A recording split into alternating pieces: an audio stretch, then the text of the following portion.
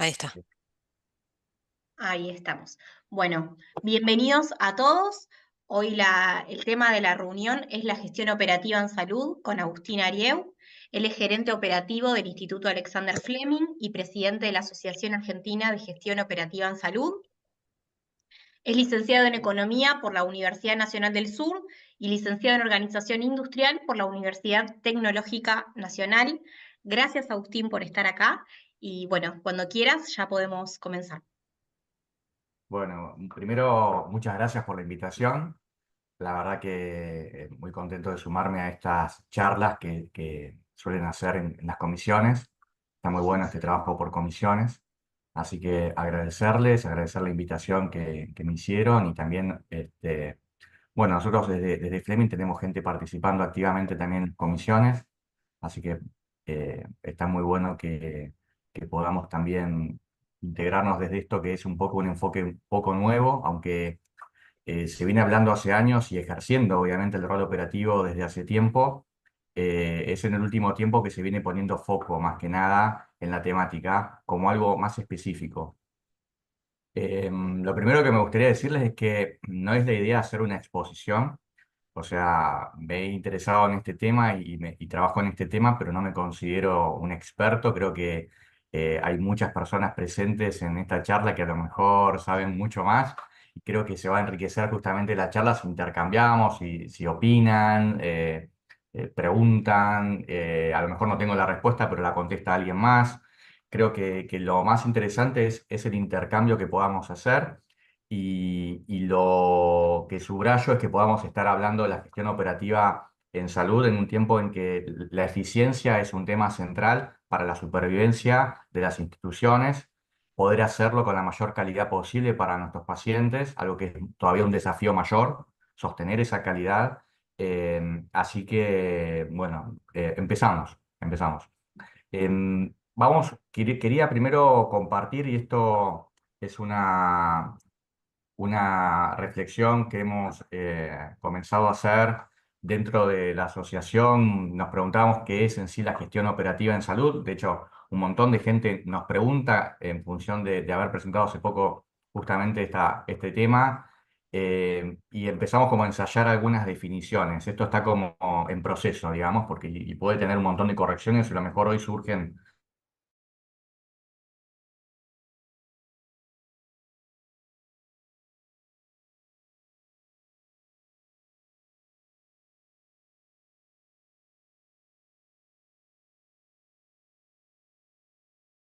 Que estas últimas se brinden de manera eficiente y con calidad. Los que alguna vez nos cruzamos en alguna capacitación relacionada con cadena de valor, probablemente vimos que hay como una actividad central, ¿sí? Que es en este caso, en las instituciones como las nuestras, es el brindar atención médica y existen un montón de actividades de apoyo en las que se sostiene justamente esa actividad central. Eso es más o menos lo que consideramos que tiene que ver fundamentalmente con el rol. Y hay un montón de cosas y la gente se sorprende cuando empezamos a enumerar todas las distintas cosas que tienen que ver con la gestión operativa en salud. Normalmente el responsable máximo de este rol se denomina gerente o director operativo y tiene reporte al número uno en la institución. El alcance de su actuación suele incluir las siguientes áreas: las admisiones, las centrales de turno, la infraestructura, y esto a veces incluye las obras, pero normalmente incluye el mantenimiento, ingeniería biomédica, procesos, calidad, seguridad del paciente, abastecimiento y logística. Rara vez van a encontrar el rol de un COO que tenga todas estas funciones. Existen, hay casos, conozco. Siempre es algún tipo de variante sobre este rango de actividades, algunos suman alguna más, y esto es porque en las instituciones de salud a veces los roles tienen que ver con el perfil de la persona que lo ocupa. Entonces, tener responsables operativos que son médicos, algunas veces son ingenieros, otras veces son bioingenieros, hay administradores, hay economistas, hay responsables operativos que son psicólogos, o sea, es muy variable y en función justamente de ese perfil muchas veces el alcance de las responsabilidades se va acomodando entre el puesto y la persona. pero si tenemos que pudiéramos definir idealmente el rol, estaría abarcando estas funciones y tendría esta ubicación dentro del organigrama. Así que bueno, esto es un poco como para ir presentando la temática. Es difícil encontrar a alguien, justamente como decía, que reúna todas estas características. Si alguien quiere siempre decir algo, nada más levanta la mano y vamos, vamos intercambiando, ¿no? Me imagino que alguno de ustedes desempeña estos roles. Estoy viendo a Alejo que está conectado, así que entiendo que, hola Alejo, eh, estás desempeñando un rol bastante similar a lo que se identifica acá. eh, Así que bueno, Sí, sí, ¿querés decir buenos algo? días, Agustín, me sorprendiste. Sí, sí, sí, yo, buenos días a todos, sí, estoy en clínica de pequeña familia en Junín y de alguna manera hace 5 años en la clínica aproximadamente le empezamos a intentar dar forma a esto que mencionaba Agustín de la gerencia de operaciones, experiencia operativa, que abarca de alguna manera estas áreas, en particular en nuestro caso el área de ingeniería biomédica, digamos, está fuera del alcance funcional de la gerencia, pero tiene un impacto directo, obviamente, ¿no? Exactamente. Bueno, lo que está ocurriendo es que en algunas instituciones todavía no existe el rol. Entonces, algunos lo tienen más evolucionado porque ya han transitado varios años de ir perfeccionando el perfil, pero no existe en algunas otras, algunas más pequeñas, en instituciones por ahí más de salud vinculadas al sector público. Todavía no, esa figura es más difícil de encontrar en las instituciones de salud. Pero cada vez más nos encontramos con el rol del COO y un poco lo que nos proponemos por ahí es fortalecer ese rol, dar a entender el alcance de sus responsabilidades y empezar a generar justamente un intercambio que permita el enfocar eh, dentro de la organización. Las instituciones de salud son organizaciones muy grandes, tienen mucha cantidad de personas trabajando en las instituciones y entonces hace falta segmentar las funciones gerenciales, las funciones de conducción, y es importante que haya alguien que esté preocupado por estas áreas con una mirada centrada en la eficiencia y centrada también en la calidad y en la producción. Los activos que utilizamos en una institución de salud son muy costosos, muy difíciles de sostener, y es importante que rindan al máximo, que se aprovechen al máximo, que se cuiden para que, como cualquier máquina, tenga el mantenimiento adecuado para que cuando la necesitamos justamente podamos disponer de ella. Entonces, la mirada desde la gestión operativa es muy amplia, abarca segmentos muy diferentes, pero es muy importante que pueda tenerse una mirada desde este lugar. Si me lo permiten, me gustaría desmistificar un concepto. A veces cuando se habla de eficiencia, nosotros mencionamos que en gestión operativa tenemos que ser eficientes y algunas veces las personas creen que por ser eficiente se tiene que sacrificar la calidad o que por ser eficiente significa que yo tengo que lograr de producción posible comparado con cualquier otra entidad. Y es importante recordar que el concepto de eficiencia, esto lo traigo un poco de la economía, perdónenme, pero bueno, cada uno tiene como una escuela. El concepto de eficiencia tiene que ver con alcanzar la máxima capacidad que tenemos en realidad, que por las características, por las condiciones en las que nos desenvolvemos, podemos lograr un máximo desempeño posible. Y somos eficientes cuando somos capaces, cada uno de nosotros, y esto es aplicable a las empresas, a las instituciones, a las personas, a los grupos, cuando cada uno de nosotros podemos alcanzar nuestra máxima capacidad. Entonces las comparaciones no se dan todos contra todos y nos comparamos con la Clínica Mayo o con Cleveland Clinic para definir si somos o no eficientes. Nos tenemos que comparar entre parecidos y por eso es muy importante estos espacios de intercambio porque cada uno de nosotros tiene, por diversas cuestiones, fortalezas en algunos aspectos, algunas otras debilidades, y tenemos que apalancarnos en nuestras fortalezas y medirnos de acuerdo a nuestras propias características. Lo que a veces separa eh, el resultado que estamos obteniendo de ese máximo potencial, esa capacidad que tenemos instalada por las inversiones que se han hecho, por el recurso humano que tenemos, por las características de nuestro lugar, tienen una brecha, ese gap entre lo actual y lo posible, y ahí está el trabajo de la gestión operativa. ¿Cómo achicamos esa brecha? ¿Cómo podemos transitar el camino desde nuestra situación actual a una situación deseada en que logramos nuestro máximo potencial? Lo que nos suele separar justamente de ese máximo potencial es un concepto que en la gestión operativa de todo tipo de empresas y también en salud se denominan cuellos de botella. Todos los procesos de atención, todos los procesos operativos en cualquier institución normalmente están definidos como una secuencia de actividades, y cada una de estas secuencias tiene una capacidad determinada. Supongamos que lo que vemos en pantalla son pacientes en un flujo de atención en cualquier servicio. Y esa estrechez que se ve en el centro de la imagen es justamente lo que se define como un cuello de botella, que es alguna circunstancia que hace que ese flujo de pacientes,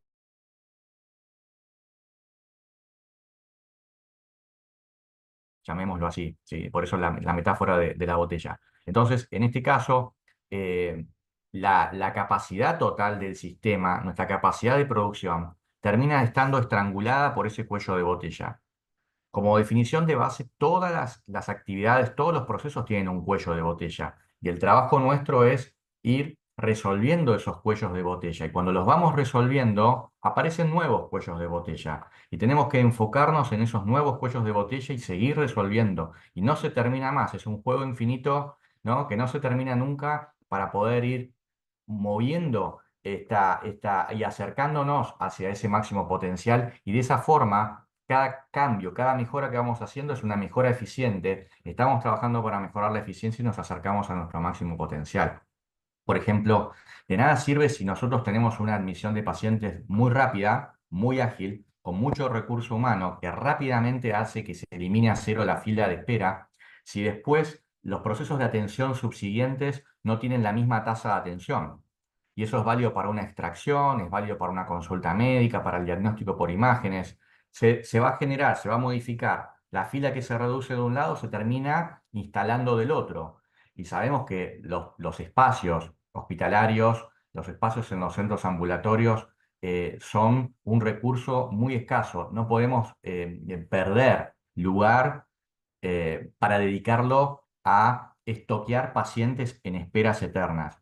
Pero por eso es importante que Para, podamos ir resolviendo esos cuellos de botella. A lo Lu, mejor tenemos un problema de la admisión, pero después tenemos que resolver los problemas habla de de una atención. cirugía cardiovascular. Yo no tengo ni idea de eso, si fue así o no fue así.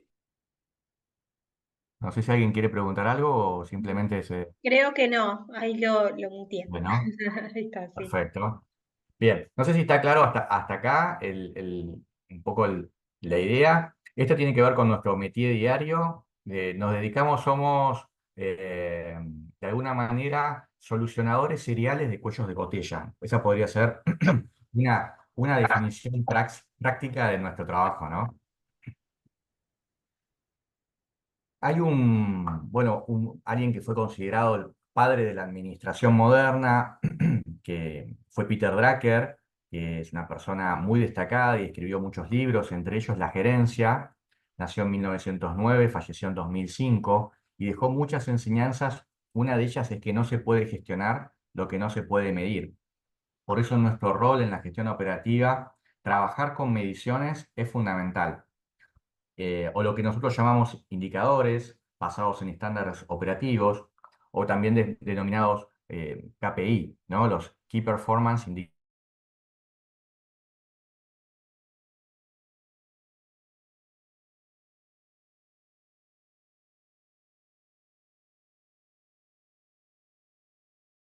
Traigo simplemente una batería de conceptos que pueden dar lugar a potenciales indicadores. Seguramente ustedes tendrán en sus instituciones mediciones sobre cada uno de estos conceptos, pero para mí estos son de los más importantes dentro del área operativa y en las instituciones de salud particularmente.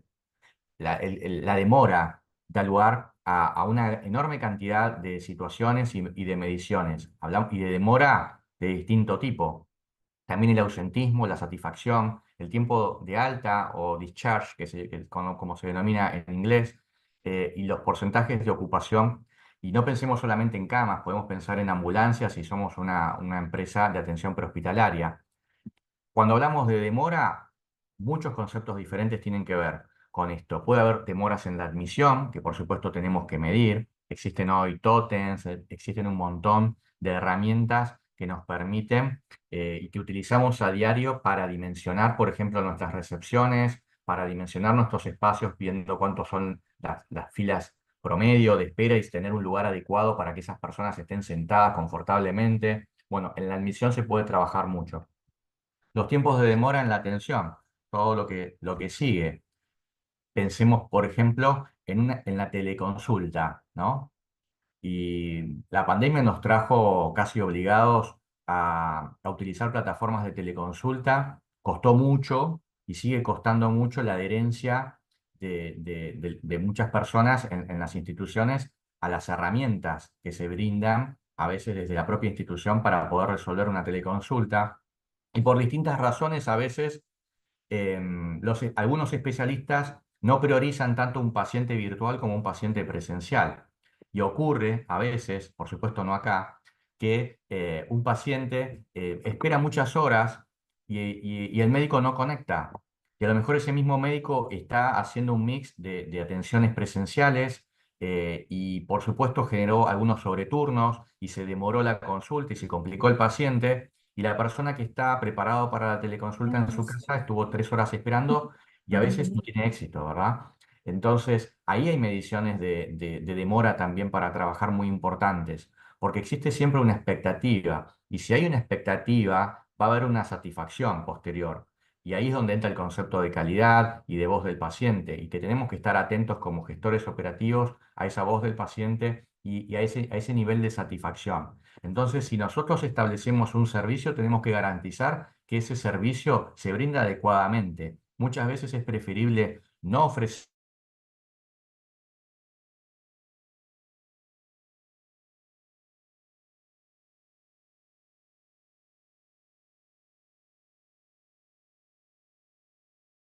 la demora en cada una de las especialidades, la próxima agenda disponible de cada uno de los profesionales.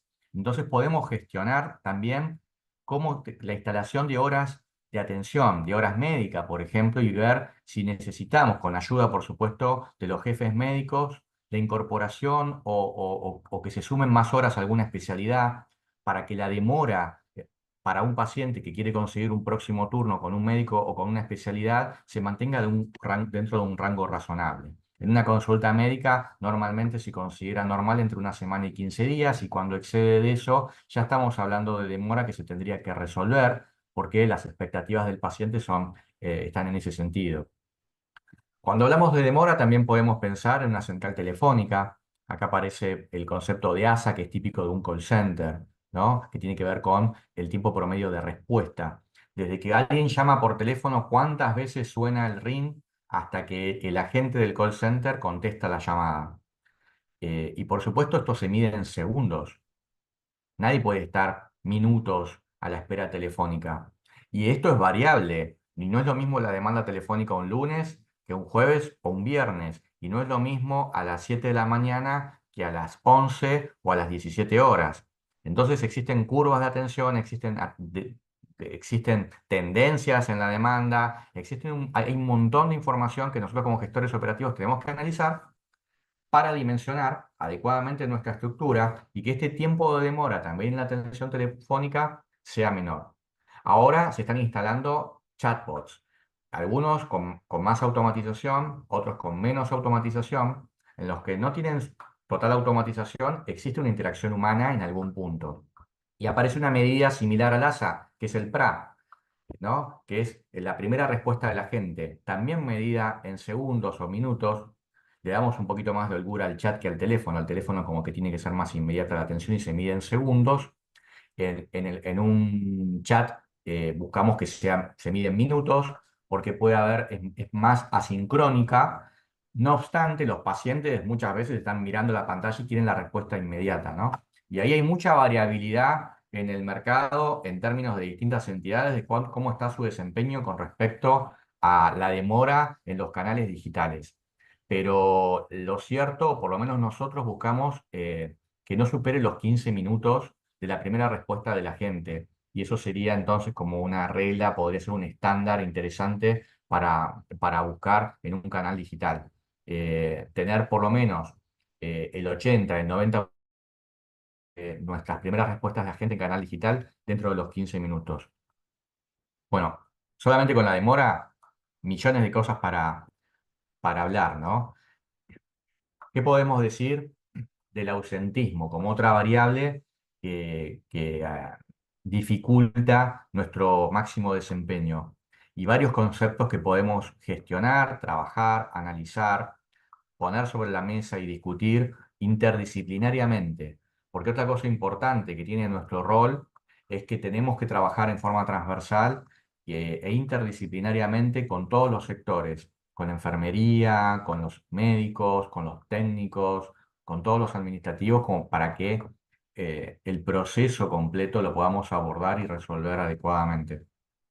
Y uno de los temas es, por ejemplo, la gestión de los sobreturnos en base al ausentismo, la instalación de mensajes de recordatorio por mail o por WhatsApp a los pacientes, porque un turno, el no-show del paciente, ¿no? El que no se presenta a la consulta, hace que nuestro avión, que es un enorme portaaviones, despegue vacío, ¿no? El avión.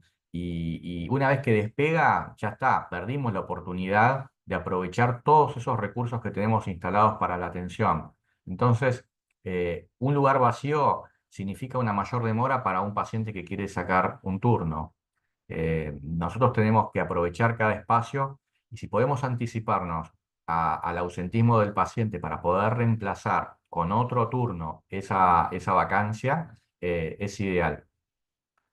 Lo mejor sería tener un botón de reprogramación más que de cancelación, ¿no? A veces hay temas de programación de los sistemas y es una evolución.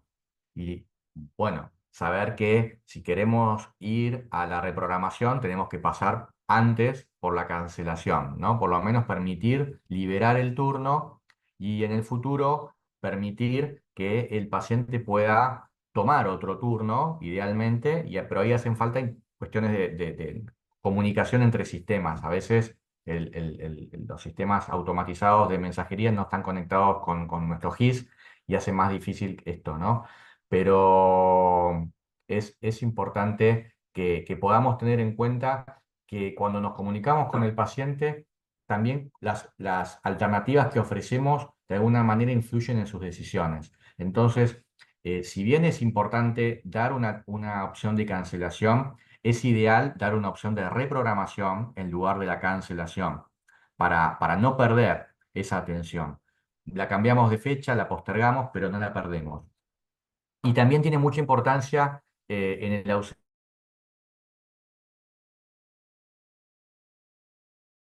Si hay mucha demora para los próximos turnos disponibles, la probabilidad de ausentismo es mayor. Entonces, a más distancia o más anticipación a un turno otorgado, más probabilidad de ausentismo. Eso está absolutamente comprobado. Se podría hacer un estudio, ¿no? Para ver la correlación, pero en la práctica, creo que, y por las caras que ponen ustedes, eso está más que demostrado. Turno lejano, turno perdido.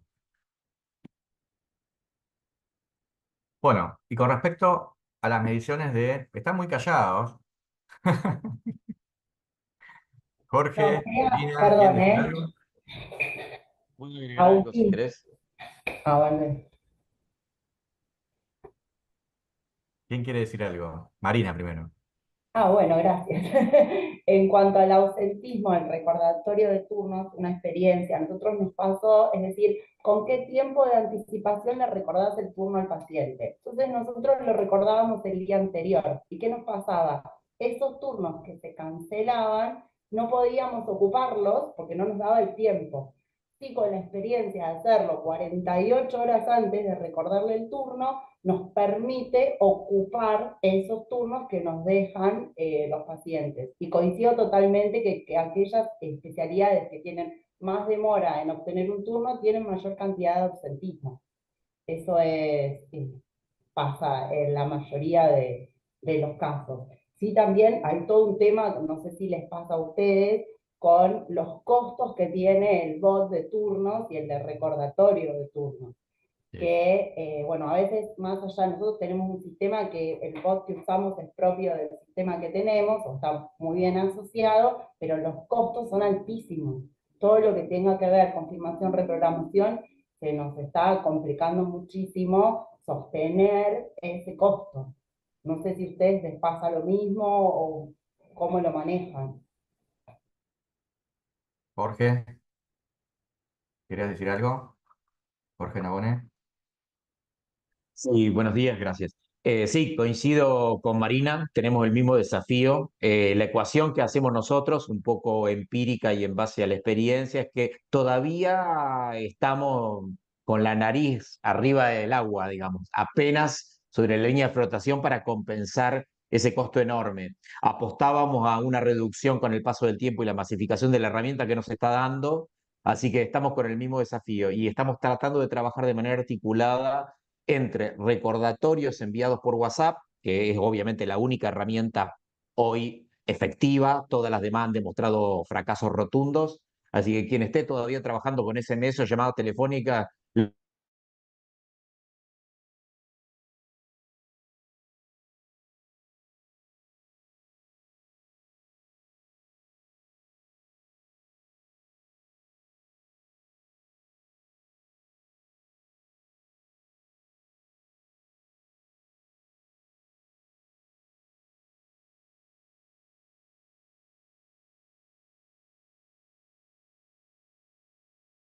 totalmente alineado con las experiencias que comentan hasta ahora. Es muy gratificante saber que estamos todos enfrentando desafíos similares. Gracias por el tiempo. Qué bueno, qué bueno. Sí, realmente es un tema, los costos, porque están dolarizados de alguna forma de esas comunicaciones. No sé si son 60 centavos de dólar más o menos por mensaje que está costando hoy, pero es alto para el volumen de confirmaciones que nosotros enviamos permanentemente, ¿no? Bueno, ¿qué decir de la voz del paciente, ¿no? Que tenemos que tener en cuenta para la satisfacción? Acá hay muchas cosas, muchas mediciones, algunas construcciones más específicas para, para cada servicio. Se puede armar un índice de experiencia del paciente a medida, basado en ponderaciones propias y en evaluaciones de los pacientes.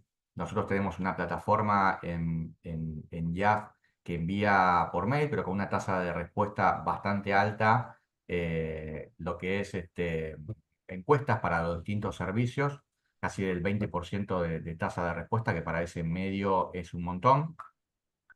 Se ve que se han habituado los pacientes también a responderlo y nos permite tener un tablero de control específicamente, una plataforma que permite medir distintas dimensiones de esa atención, y no solamente el concepto de NPS que está tan de moda hoy, con muchas críticas también por otro lado, no deja de ser un buen indicador, potente, ¿no? Porque en forma muy simple esto de los detractores y los promotores que recomiendan o no nuestro servicio, nos permiten hacer alguna medición con algunas fallas teóricas en realidad, pero práctica, muy práctica y simple. Lo ideal es complementarlo con otro tipo de mediciones más concretas. De lo que yo saco muchísima información son las verbalizaciones de los pacientes.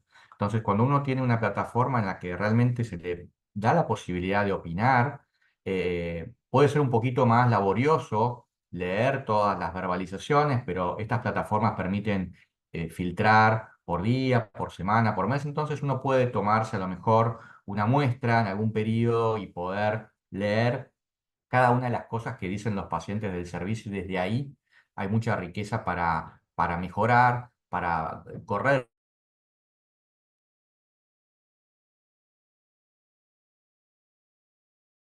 pacientes. A veces hay como contradicciones internas que tenemos en nuestros servicios y no somos conscientes de ello y la voz del paciente nos ayuda mucho. La calidad tiene como dos componentes, esta calidad objetiva, que es la que nosotros desarrollamos en cada una de las instituciones basadas en estándares propios que se desarrollan y si los estándares se cumplen podemos decir que aseguramos calidad de manera objetiva. Pero hay una calidad subjetiva que tiene que ver justamente con la satisfacción que señala el propio paciente. Es totalmente cualitativa y es la voz propiamente dicha de nuestro paciente en la atención, en cada uno de los momentos de verdad, como suelen llamar la gente de marketing, pero que es esto, ¿no? Es la verdad de la milanesa al final, cuando nos encontramos cara a cara con nuestros pacientes en cada uno de los ámbitos de atención. Y ellos pueden opinar sobre eso y hay muchos insights, hay mucha información que podemos tomar si realmente tenemos un compromiso con brindar respuesta a los planteos, a las propuestas y a los reclamos, que mejor un reclamo que nos den a nosotros y no un reclamo que transmitan afuera. Así que poder recibir un reclamo es fantástico y dar respuesta a los reclamos todavía más importante porque el poder dar respuesta en tiempo y forma a un reclamo evita que ese reclamo tome estado público. Entonces se contiene dentro de los medios de resolución propia de la institución y eso es muchísimo más importante y tenemos que prestarle mucha atención. Perdón, Agustín, te interrumpo un segundo.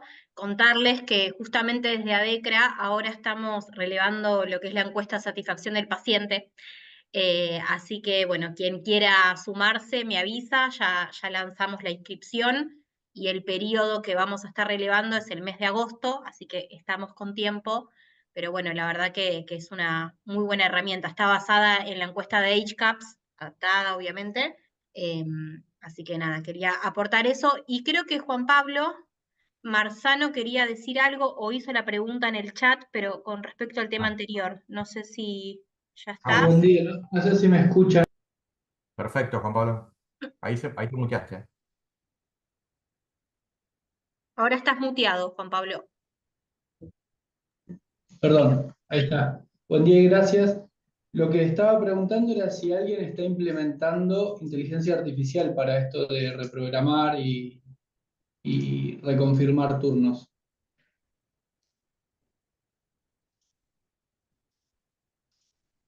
Hay mucho silencio. Creo que la mayoría no, todavía. Bien. Eh, eh, Todavía inteligencia artificial es algo que está un poco verde para estas cosas. Mm, Hay muchos modelos basados más en reglas de programación que en inteligencia artificial propiamente dicho, porque como inteligencia artificial se promocionan muchas cosas que no son tal.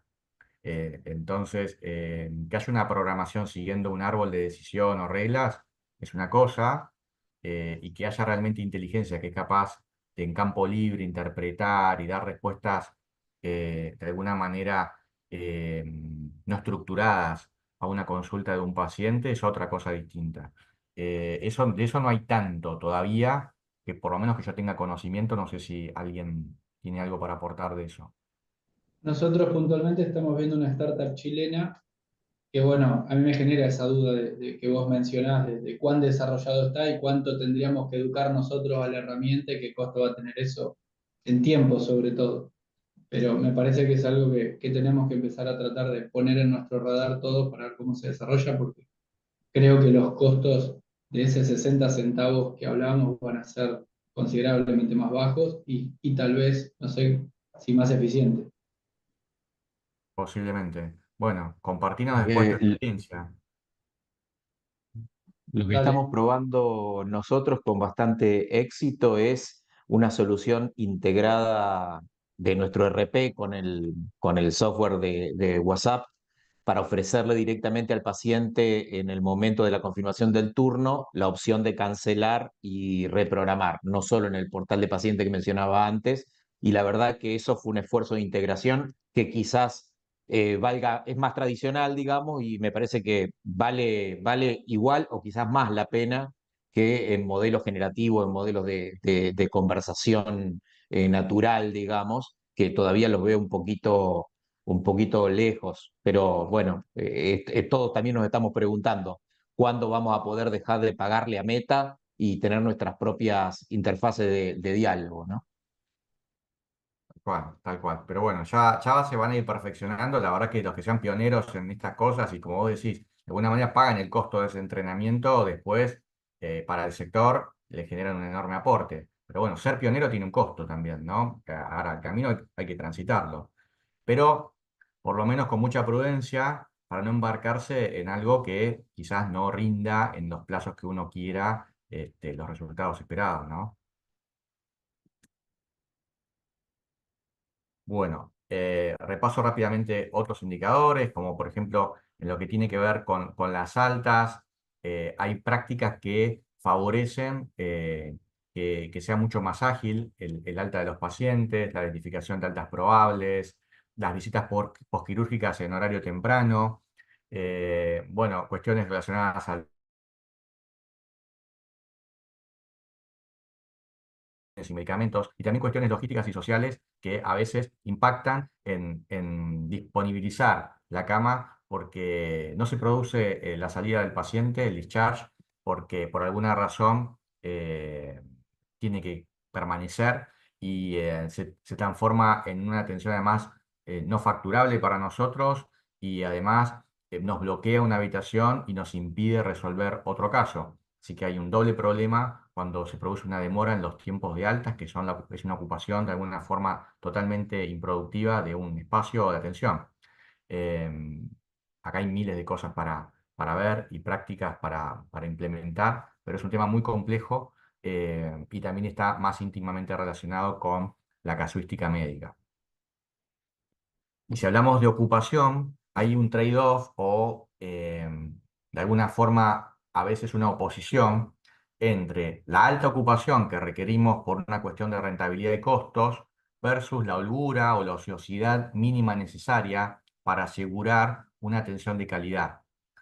Entonces, no es que siempre vamos a estar buscando la ocupación plena de nuestros activos, porque esa ocupación plena nos impide, por ejemplo, agendar una urgencia, un sobreturno, responder ágilmente a una derivación también. Y no pensemos solamente en la internación. Imaginemos una institución que tiene ambulancias, y yo recuerdo que en alguna empresa en la que tuve oportunidad de trabajar, esto era como algo muy marcado. Realmente hay un costo muy importante de mantener ociosas, por ejemplo, las UTIN, en un porcentaje importante para poder responder en menos de 7 minutos a una emergencia, ¿no? Entonces, que es una medida crítica también para que esa respuesta sea adecuada desde el punto de vista asistencial.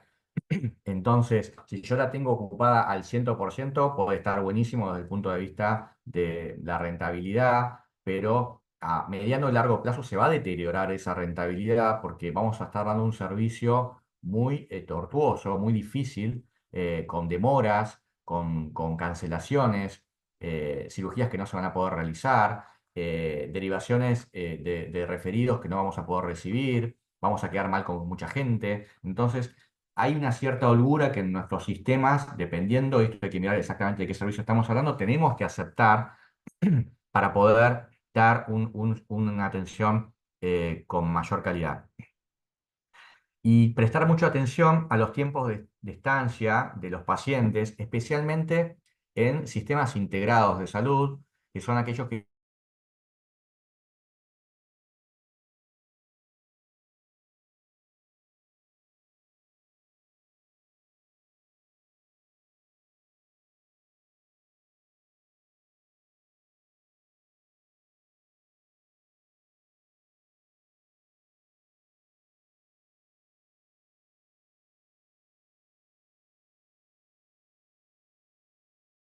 institución, la verdad que de alguna forma me estoy perjudicando a mí mismo como sistema y desde los indicadores de la clínica a lo mejor estamos bien, con una alta ocupación, pero de una manera integral nos estamos perjudicando. Esto hay que tenerlo en cuenta y a veces los sistemas integrados prefieren dedicar parte de su capacidad a atender pacientes fuera de su plan, justamente para cuidar también su ecuación económica. Esto es una cuestión también para analizar.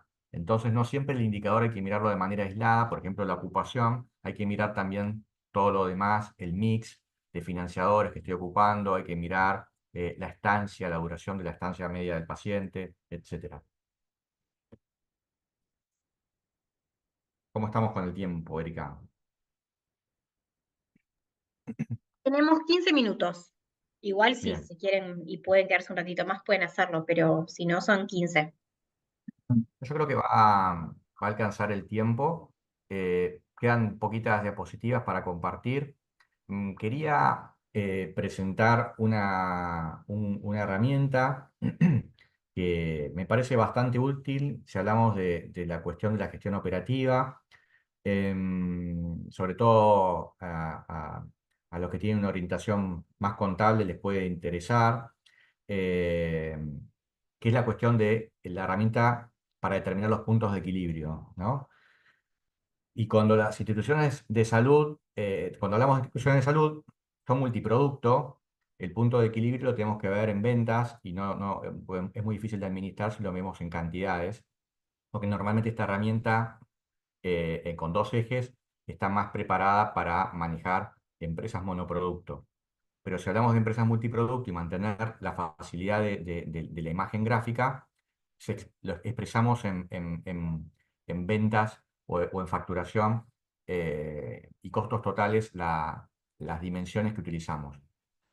Para que lo puedan entender, no sé, supongo que la mayoría lo ha visto alguna vez, lo interesante de esta herramienta es que uno puede, tenemos dos ejes, el eje de los ingresos y el eje del volumen de negocios, de las cantidades de alguna forma.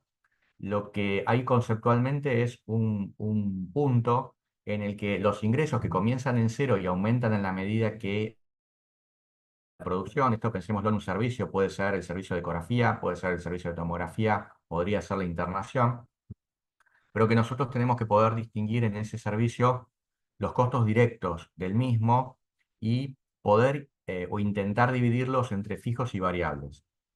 Los fijos son los que no cambian con el nivel de actividad, idealmente, y los variables son los que sí se modifican y aumentan con el nivel mayor de actividad. Entonces, si nosotros tenemos costos fijos que están representados por esta línea horizontal, no sé si se ve la flechita cuando se mueve. ¿Se ve? Yo estoy moviendo la flechita en la pantalla, no lo La ven veo. ustedes. Yo no lo veo, ¿eh? Esto no lo ven. Bueno, pero hay una línea como gris, horizontal, que es constante a cualquier nivel de actividad, y esa representa los costos fijos.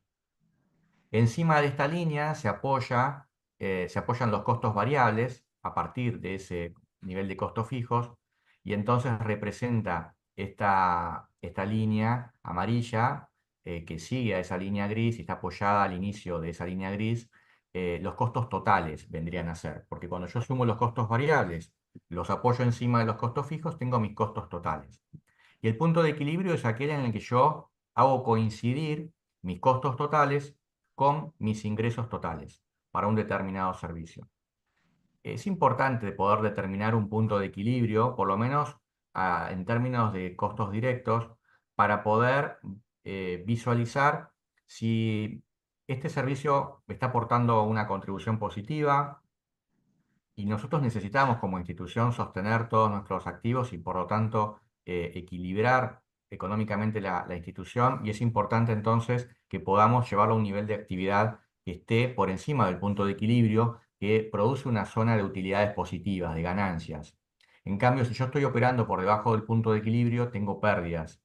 Entonces, es importante determinar, por lo menos para cada servicio, en términos lo más general posible, qué cantidad de pacientes o qué cantidad de prácticas tengo que realizar para poder estar operando por encima de ese punto de equilibrio.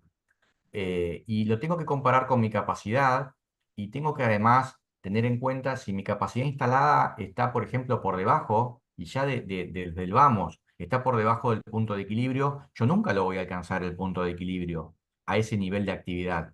Entonces, quizás para poder ser eficientes y viables a largo plazo, tengamos que desplazar nuestra capacidad, posiblemente invertir, incrementar o ver si hay algún cuello de botella que nos permita incrementar nuestra capacidad, porque esta capacidad inferior podría estar definida también por un cuello de botella, a veces no muy aparente, pero lo tenemos que descubrir.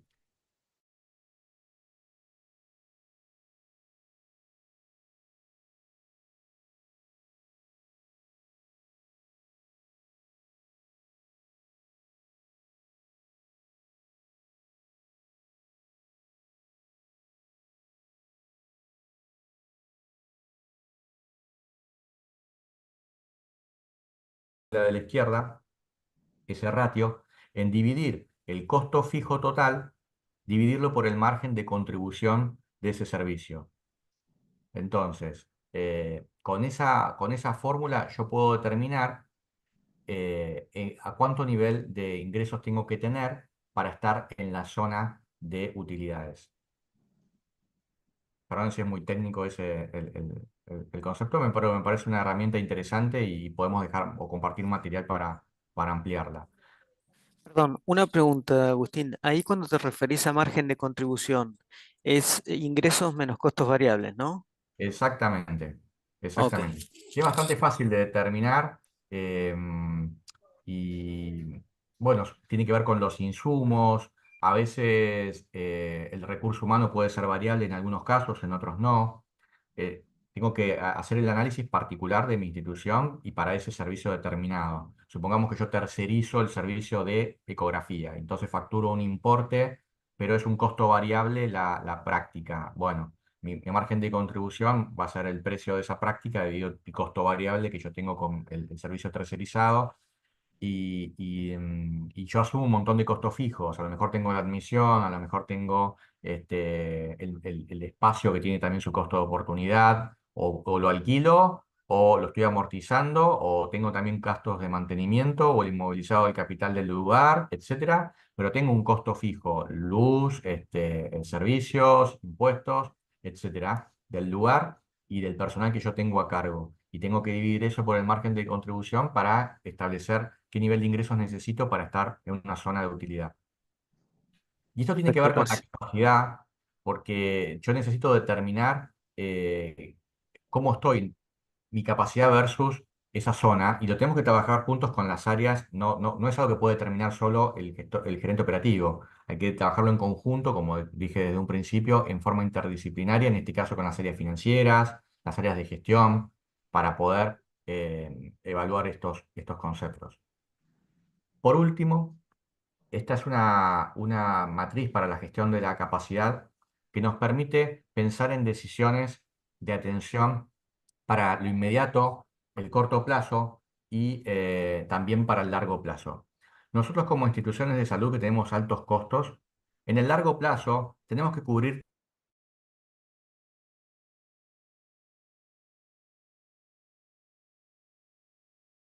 los pacientes que atendemos, tiene que contribuir lo suficiente para que se cubran nuestros costos totales. Eso es fundamental. Sin embargo, en el corto plazo, es posible que yo no llegue a cubrir con algún convenio, con algún estudio, con algún paciente. Es posible que yo no cubra mis costos totales. Pero es importante ver si esa práctica tiene al menos contribución positiva. Esta diferencia entre el precio y sus costos variables tiene que ser positiva, porque si es positiva, contribuye al pago de los otros costos, de los costos fijos. Entonces, si tiene una contribución positiva, yo la tengo que aceptar esa práctica porque alivia mi situación económica como institución, contribuye al pago de los costos fijos. Y hay dos condiciones que se pueden dar: que yo tenga capacidad instalada ociosa o que yo esté al tope de mi capacidad, sin ningún tipo de ociosidad. Y cuando yo tengo capacidad instalada ociosa, entonces la regla en el corto plazo, donde yo me puedo dar el lujo de no cubrir todos mis costos, pero sí tener un margen de contribución positivo, es aceptar toda práctica que tenga margen de contribución positiva para llenar toda mi capacidad o todo lo que yo establezco que debo llenar de esa capacidad. Entonces, eh, interesa sumar todo lo que tiene margen de contribución positiva.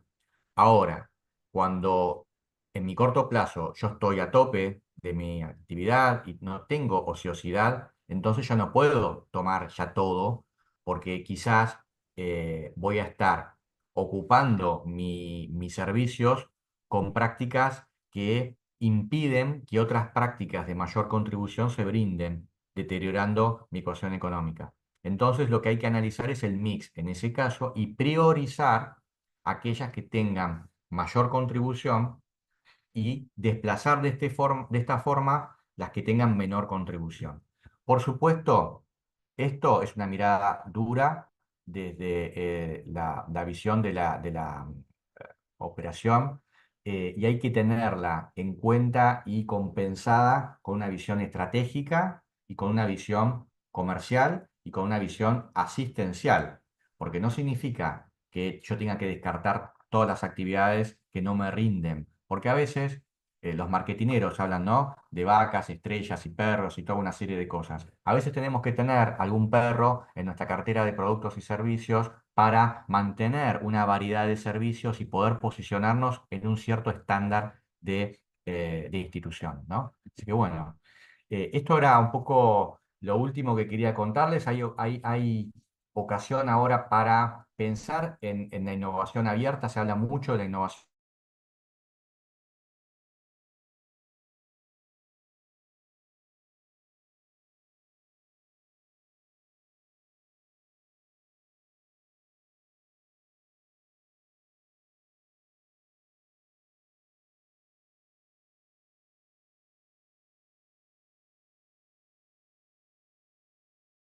En conjunto, poder acercarnos a las instituciones de investigación, a las universidades, a las asociaciones, para poder, de alguna forma, como comunidad de salud, poder trabajar juntos y crecer juntos.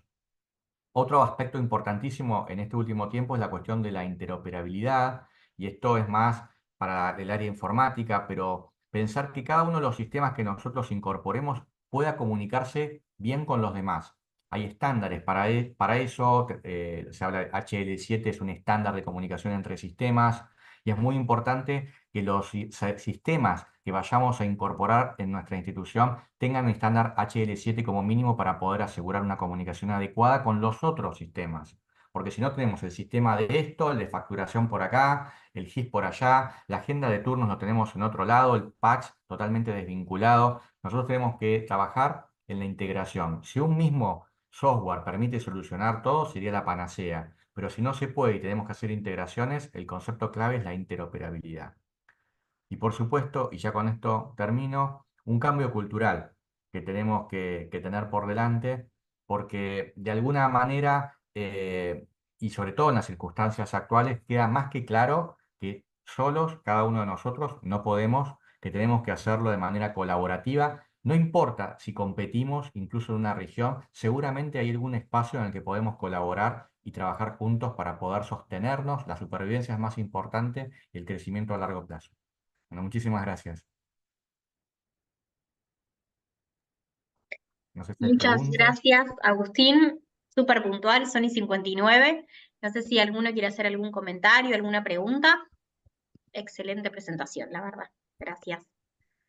Muchas gracias. Eri, Sí, no, lo Gaby. que quería comentar era, así como tenemos, digamos, desde ADECRA relevan algunos datos como puede ser a nivel o sea, a nivel precios, a nivel costos, sería bueno armar quizás con 5 o 6 de estos KPIs que habló Agustín, también relevarlos de manera trimestral para poder tener referencia entre nosotros, entre los asociados a ADECRA, y bueno, tener en cuenta algunas cuestiones, ¿no? Esto, cada cuánto envías el aviso, bueno, cada 48, cada 24, y ver cómo se cruzan los datos, pero relevarlos a nivel, digamos, así que me parecería bueno proponer, o no sé, quien se anime, si Agustín o lo que sea, proponer algunos y que de manera trimestral compartamos, como para que esto no se pierda y que, ¿no? Como para que nos sirva a todos. El otro día en una charla con alguno de ustedes decíamos, bueno, vos cada cuánto, vos qué tasa tenés, vos qué, bueno, estaría bueno compartirlo, no sé si están de acuerdo.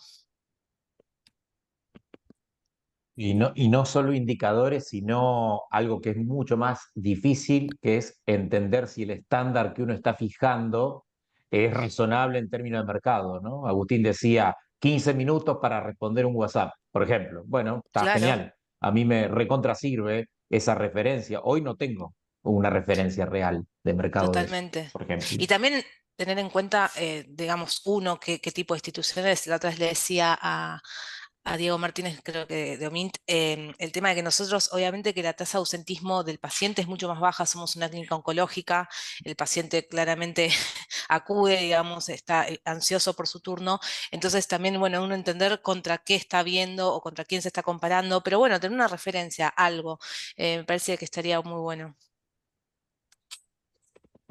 Muchas gracias. Bien, Cumplimos con los tiempos. ¿alguno más quiere aportar algo? Pero sí, Gaby, desde ya que lo hacemos, lo hacemos. Dale, Si buenísimo, Agustín me gracias. ayuda, genial. Armamos Cuenten conmigo. y lo mandamos por el grupo y demás. Claro, como para Excelente, tener todos los excelente. frentes. Bien, Agrego simplemente que excelente la presentación, simple, concreta y digo, bien abarcativa de un montón de temas importantes en la operatoria de un sanatorio, ¿no? Digo, mi impresión de la presentación, Agustín, felicitaciones. Gracias, Julián. Muchas gracias. Y la verdad muy clara, ¿eh? La verdad muy clara y concreta. Y,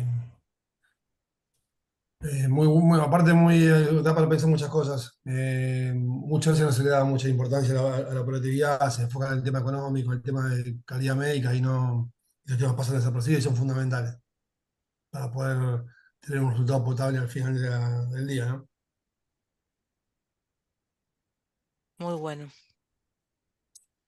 bien. Muchas gracias. Bueno, gracias a todos por conectarse y sobre todo gracias a Agustín por la presentación, por participar de esta reunión de la comisión y bueno, seguramente más adelante te volveremos a invitar. Bueno, con todo gusto. Muchas gracias por la invitación. Gracias, Agustín, gracias a Gracias, todos. Gaby. Gracias, buen día a todos. Chao. Muchas gracias, hasta luego. Chao, gracias.